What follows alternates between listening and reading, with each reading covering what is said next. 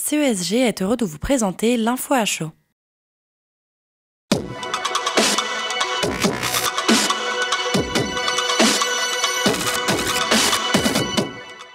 Quel rapprochement justement se met en place entre la sécurité publique et le privé sur le tennis Porte d'Auteuil et les Jeux Olympiques? Comment vous préparez ça avec les forces publiques?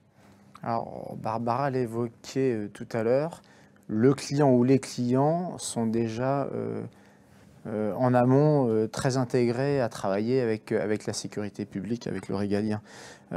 Parce que en fait, ce sont des événements internationaux, donc que ce soit les Jeux Olympiques, que ce soit le tournoi dont on parle, que ce soit l'Euro 2016 où CESG avait été un petit acteur de la sécurité. Donc il y a quand même un gros travail en amont qui est fait, dans les briefs, dans les rapprochements avec la préfecture, etc. etc. Ils ne peuvent pas se tromper. Donc ça, c'est le premier. Et ça, c'est le devoir du client, hein, de ces organisateurs. Et puis après, nous, finalement, on vient s'intégrer, on vient s'intégrer à ces dispositifs où on reçoit finalement des directives, un cahier des charges, et on répond à ce cahier des charges. Ça peut être de la cynodétection par rapport aux chiens explosifs. Tu parlais de ce point-là tout à l'heure en disant que ton produit, il est détectable par des chiens. On a aussi une filiale d'ailleurs sur ce dispositif. Donc voilà, nous, on répond au cahier des charges quand on peut y répondre. Et donc après, je pense qu'on peut aller beaucoup plus loin.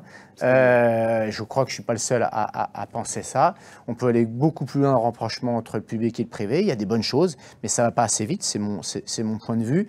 Je trouve que c'est dommageable et on pourrait apporter des services complémentaires sur lesquels aujourd'hui la police et la gendarmerie n'a pas le temps et peut-être qu'ils pourraient faire des choses probablement plus intéressantes ou à plus forte valeur ajoutée et que nous, on pourrait venir dans les tribunaux pour apporter notre assistance, etc., etc.